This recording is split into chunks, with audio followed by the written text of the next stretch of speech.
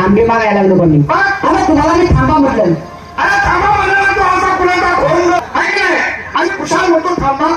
अरे मी थांबा नाही म्हटलं आता मला एक सांग थाटमार करून टपाटा करून डोक्यावरती घ्यायचं माठ आहे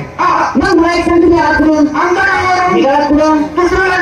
त्या गावाला नाव असेल ना तुम्ही आलात कुठून निघालात कुठून त्या गावाचं नाव काय गाव आता तुला माहिती आहे तिला विचार तुमच्या बाजारला